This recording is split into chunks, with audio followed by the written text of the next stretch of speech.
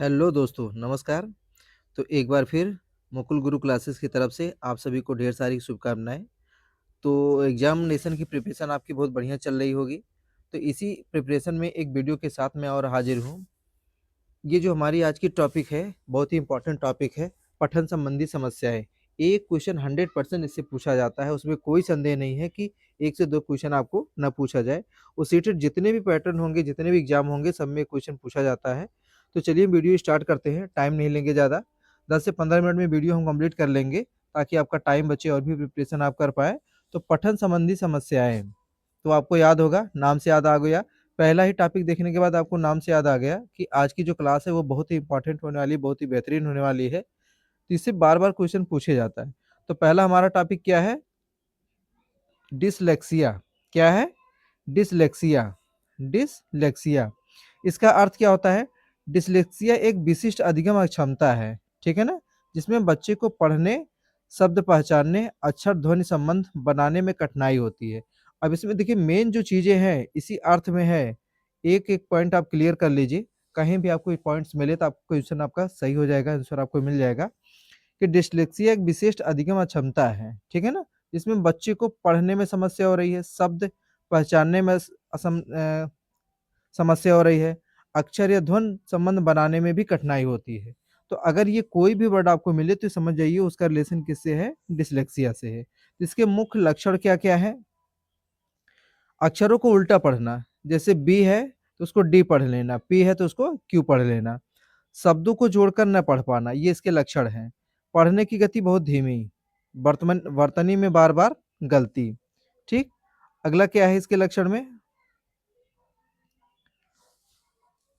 पढ़ते समय शब्द छोड़ देना। महत्वपूर्ण तथ्य एग्ज़ाम पॉइंट्स। अब यहाँ आपको देखना है कि इसके इम्पोर्टेंट पॉइंट्स क्या-क्या हैं। यह बुद्धि-लब्धि आईक्यू की समस्या नहीं है, सबसे इम्पोर्टेंट है। इसको मोस्ट इम्पोर्टेंट आप लिख लीजिए कि बुद्धि-लब्धि की कोई समस्या नहीं है। यह दृष्टि दोष भी नहीं है। यह जन्मजात या तंत्रिका आधारित समस्या है। ये कैसी समस्या है? जन्मजात होती है और तंत्रिका तंत्र आधारित समस्या है।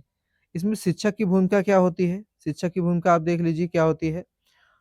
फ़ोनोटेनिक विधि का प्रयोग। शिक्षक अगर चाहें फ़ोनोटेनिक विधि का प्रयोग करके आसानी से इस समस्या से बच्चों को समाधान दे सकते हैं। जैसे क्या है? मल्टी सेंसरी तकनीक, देखना, सुनना और छूना। अतिरिक्त समय देना, अगर इस प्रकार से कोई भी बच्चा है जो क्या है? डिस्लेक्सिया से पीड़ित है, तो उसको हम अतिरिक्त समय देकर मल्टी सेंसरी तकनीक का यूज़ करके आसानी से उसकी समस्या का समाधान कर सकते हैं। तो एकदम 1 नंबर की क्लास चल रही है, 1-2 क्वेश्चन आपको क्लियर होने वाले हैं 10 से 15 मिनट में। तो वीडियो के अंत तक आप बने रहिएगा। अगला पॉइंट्स क्या है हमारा? डिस्ग्राफिया। क्या है? डिस्ग्राफिया। इसकी मीनिंग हम देख लेते हैं। डिस्ग्राफिया एक ऐसी समस्या है जिसमें बच्चा लिखने में कठिनाई महसूस करता है। किसमें? देखिए, आप इसको चाहें तो ग्राफिया, ग्राफ बनाना, तो यहाँ से भी आप कनेक्ट कर सकते हैं कि डिस्ग्राफिया का जब संबंध आएगा, तो किससे होगा? कि लिखने में कठिनाई महसूस करता है। इसके लक्षण क्या हैं? लिखावट बहुत खराब होती है, अक्षरों का आकार समान नहीं होता है, लिखते समय दर्द या थकान और शब्द के बीच में उचित दूरी नहीं होती है। तो ये अगर कोई भी लक्षण आपको मिलते हैं, तो किससे रिलेटेड है? आपके डिस्ग्राफिया से रिलेटेड है, ठीक? अब नोट में क्या है? कुछ इंपॉर्टेंट पॉइंट्स हैं। नोट में देखिए, यह लेखन से संबंधित है, पठन से संबंधित नहीं है। ये मोस्ट इम्पोर्टेंट है, इसको हाइलाइट कर देता हूँ। एक बार फिर मैं दूसरे कलर से, ठीक है? ये जो है, किससे है? रुकिए 1 मिनट। ये जो है, किससे रिलेटेड है? यह लेखन से संबंधित है, पठन से नहीं। यह लिखने का विकार है, पठन विकार नहीं है। कौन? आपका डिस्ग्राफिया। तो अगला जो हमारा टॉपिक है, अगला जो हमारा पॉइंट्स है, ठीक है ना? और इसमें देखिए सीटेट एग्ज़ाम से ओरिएंटेड क्या है कि इसमें तुलना से पूछी जाती है, तुलना किया जाता है कि डिस्लेक्सिया और डिस्ग्राफिया में दोनों में तुलना करिए। तो डिस्लेक्सिया जो है वो पठन विकार से संबंधित है और डिस्ग्राफिया क्या है? लिखने से संबंधित है। चलिए अगले टॉपिक में, डिसकैलकुलेसिया। देखिए कैलकुलेसिया आया तो इसका मतलब क्या है? ये गणितीय संकल्पनाएँ जो होती हैं, गणना करने में कठिनाई महसूस की जाती है, ठीक है ना? तो इसके मीनिंग में क्या है? गणितीय संकल्पनाओं को समझने में कठिनाई, जो मैथमेटिकल अप्रोच होते हैं, मैथमेटिकल पॉइंट होते हैं, उनको समझने में बहुत सारा प्रॉब्लम होता है। तो ये किससे रिलेटेड है? आपके गणित से रिलेटेड है। इसके लक्षण क्या है? जोड़ घटाव में कठिनाई, यानी बच्चा होता है जोड़ घटाव भी कायदे से नहीं कर पाता है। तो क्लास में आप देखते हैं, क्लास बच्चे 10th में चले जाते हैं, 12th में चले जाते हैं, या 5 4 6 8 तक रहते हैं, तो उनको जोड़ घटाव में प्रॉब्लम होती है। ठीक है, तो जोड़ घटाव में कठिनाई, संख्याओं की पहचान में समस्या, और गणित से बहुत डर लगता है। ऐसे जो बच्चे होते हैं सबसे बड़ी पहचान यही है कि गणित से उनको बहुत डर लगता है। ये पॉइंट याद रखेंगे तो गलत नहीं होगा, डिसकैलकुलेसिया, कि गणित से उनको बहुत डर लगता है। गणित का नाम आया उनका चेहरा बनना स्टार्ट हो जाएगा, यार क्या करें, अब हम कैसे इसको रीड करें, कैसे इसको राइट करें। अब यहाँ पे कुछ इंपॉर्टेंट चीजें दी गई हैं। परीक्षा में तीनों डिसलेक्सिया, डिसग्राफिया, डिसकैलकुलेसिया का अंतर पूछा जाता है। ठीक है ना?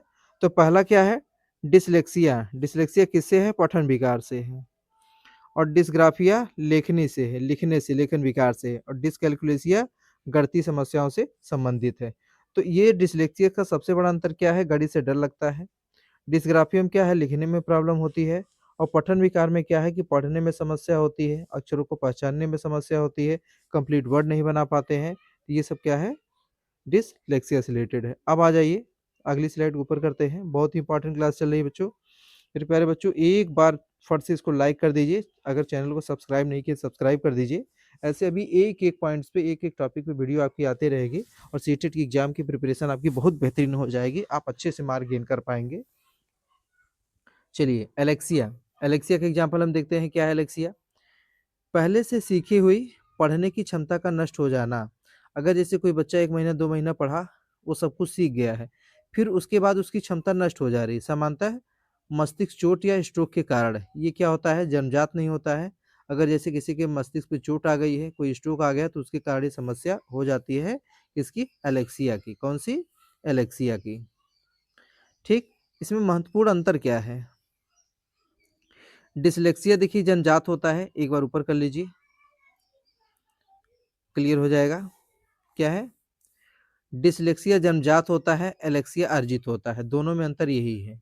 डिसलेक्सिया जन्मजात होता है, बाई बर्थ होता है, और एलेक्सिया क्या होता है? जन्म होता है, एक्वायर्ड होता है, बाद में हो जाता है, यही उसका अंतर है।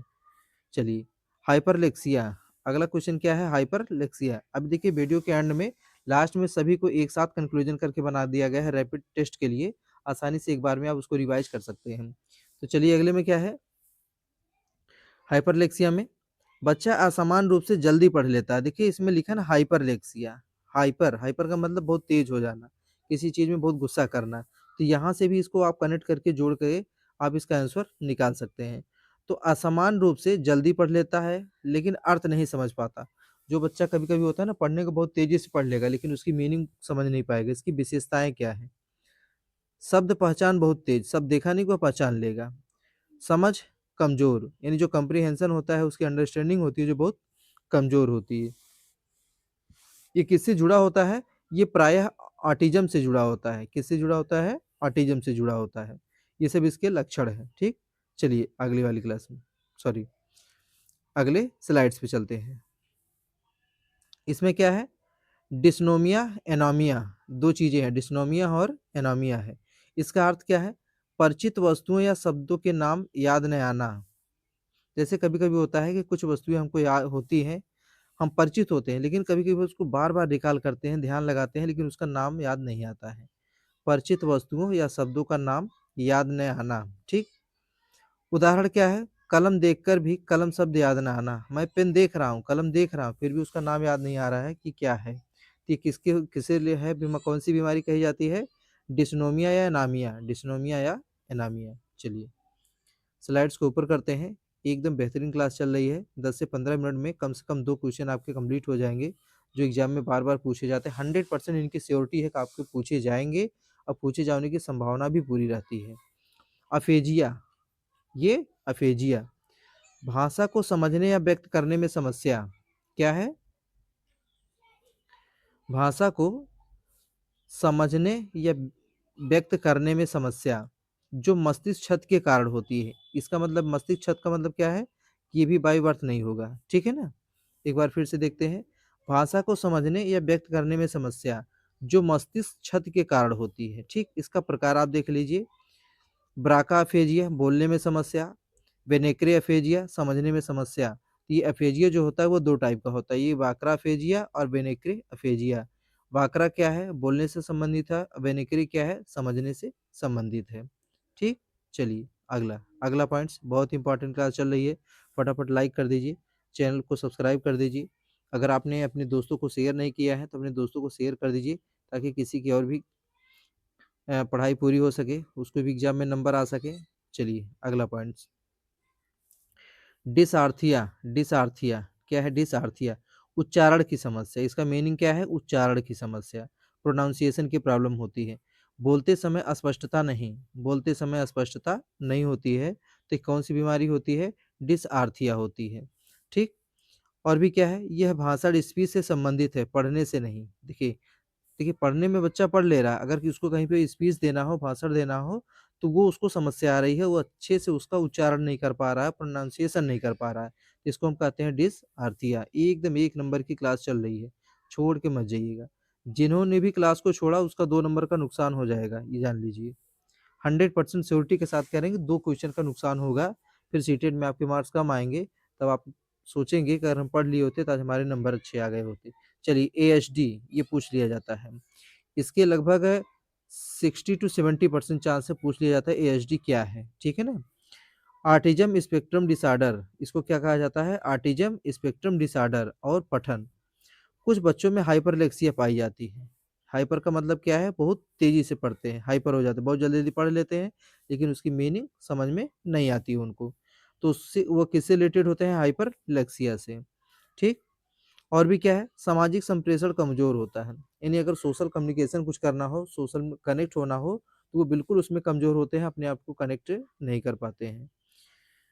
फिर क्या है? पढ़ सकते हैं पर अर्थ नहीं समझते। रीडिंग तो उनकी ठीक है, क्या है? वो रीड कर सकते हैं, बट उनकी अंडरस्टैंडिंग सही नहीं है, वो अर्थ अच्छे से समझ नहीं सकते हैं। इसका किसके रिलेशन है? किससे है? एएचडी से है, ऑटिज्म स्पेक्ट्रम डिसऑर्डर। इसका पूरा नाम भी, इसको भी आप ध्यान में रखिएगा। चलिए धीरे धीरे हम अपने क्लास की समाप्ति की तरफ जा रहे हैं, कुछ पॉइंट्स और बचे हैं। बहुत ही इंपॉर्टेंट क्लास चल रही है, फटाफट चैनल को एक बार सब्सक्राइब कर दीजिए, फट से लाइक कर दीजिए। एडीएचडी और पठन समस्याएं, एडीएचडी और पठन समस्या, ठीक है ना? समस्या है ये। समस्या कौन कौन सी होती है? ध्यान की कमी, पढ़ते समय ध्यान भटकना, पंक्तियां छोड़ना। जिसको जिसके अंदर होता है, एडीएचडी की कमी हो जाती है या ऐसी प्रॉब्लम हो जाती है, तो पढ़ते समय उसका ध्यान भटकता है। 1 घंटा 10 मिनट बैठेगा, उसके बाद कहेगा दूसरा काम कर ले, दूसरा छोड़ेगा तीसरा काम कर लेंगे। ठीक है? और पंक्तियों को छोड़ना, पता लगा एक एक लाइन छोड़ के पढ़ रहा बच्चा। ठीक? चलिए आगे, अब लास्ट में धीरे धीरे, एचडी क्या है? सीधे रीडिंग डिसऑर्डर नहीं है, ये सीधे अगर कहा जाए कि सीधे रीडिंग डिसऑर्डर है तो ऐसा नहीं है, लेकिन पढ़ने को प्रभावित करता है। लेकिन पढ़ने को क्या करता है? प्रभावित करता है। लास्ट में सीटेट के लिए सुपर इंपॉर्टेंट बिंदु रखे गए हैं, एक बार में सभी पॉइंट्स आपके क्लियर हो जाएंगे। होने का मतलब रिवीजन हो जाएगा। क्लियर तो पॉइंट सभी मैंने कर दिया है, कुछ भी पॉइंट मैंने छोड़ा नहीं है। अब देखना ये है कि आप क्लास में उस सीटेट के एग्जाम में कितना कंप्लीट करके आते हैं, कितने क्वेश्चन आप सही करके आते हैं। तो इसके सुपर इंपॉर्टेंट पॉइंट्स में क्या है? Dyslexia reading problem, dysgraphia writing problem, dyscalculia math problem, dyslexia low IQ, alexia brain injury के बाद होता है, हाइपरलेक्सिया पढ़ना तेज समझ कम। तो ये वीडियो मेरी पूरी समाप्त हो गई है। इसी के साथ पॉइंट कौन था हमारा? सीटेट के लिए सुपर पॉइंट था यहीं पे, एकदम इम्पॉर्टेंट 1 नंबर वाली क्लास थी। 1 नंबर का मतलब नंबर 1 क्लास थी, और लगभग यहाँ से 2 से 3 क्वेश्चन आपको मिल जाएंगे सीटेट के एग्जाम में। तो अगर वीडियो आपको पसंद आई हो, आपको अच्छा लगा हो, कंसेप्ट आपके क्लियर हो, तो चैनल को सब्सक्राइब करिएगा, लाइक करिएगा, दोस्तों के साथ शेयर करिएगा। तो आज की वीडियो में बस इतना ही। धन्यवाद।